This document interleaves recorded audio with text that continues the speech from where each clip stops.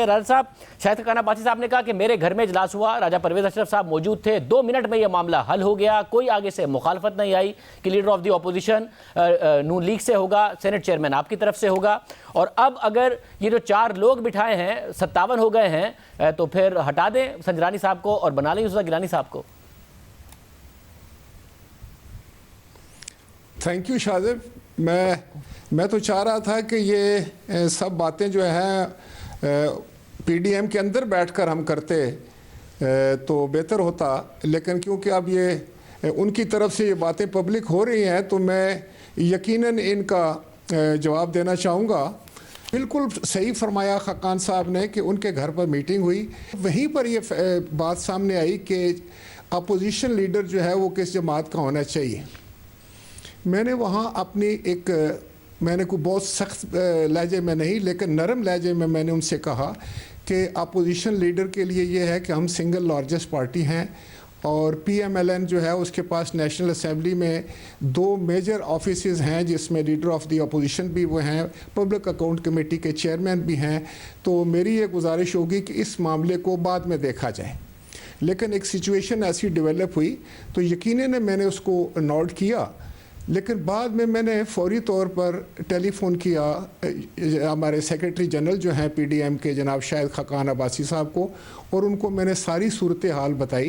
कि मैं तो गया था डिप्टी चेयरमैन के इंतखाब के लिए और वो हो गया, उसमें भी मैंने इसलिए हिस्सा नहीं लिया कि मैं ख़ुद एक उम्मीदवार था बतौर पार्टी के। तो उन्होंने फिर मुझसे ये कहा कि कुछ यकीन उन्होंने कहा कि आप जाने दें, फ़ैसला हो गया, लेकिन मैंने कहा कि नहीं, शायद मेरे लिए मुश्किल होगा अपनी पार्टी को भी कन्विंस करना, तो आप इसमें मेरी मदद फरमाएं। तो उन्होंने कहा कि बेहतर है कि फिर जनाब आसिफ अली जरदारी साहब जो हैं वो मियाँ मोहम्मद नवाज़ शरीफ साहब से इस मामले पे बात करें। और मुझे बाद में पता चला, मतलब मैंने अपने जो थी वो जो खदशात थे वो फ़ौरन ज़ाहिर कर दिए, उसके बाद कुछ मैसेजिंग भी हुई, लेकिन मैं समझता हूँ कि ये भी इतना बड़ा मसला नहीं था कि जिसको इस अंदाज से मगर राजा साहब,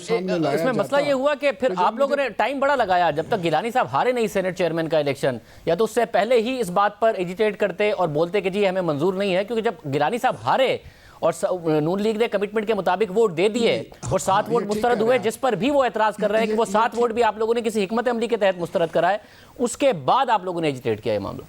देखें मुझे ये बताइए कि कोई हिकमत अमली करके हारता है?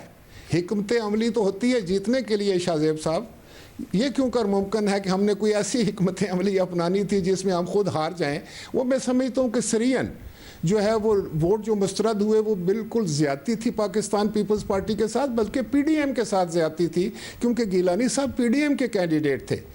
और किसी के नाम पे मोहर लगाने का मकसद ये उससे भी ज़्यादा होता है कि ये बंदा तो टोटली जो है वो कमिटेड है इस बंदे को वोट देने के लिए, उसने अपना इंटेंट जो है वो ज़ाहिर कर दिया है।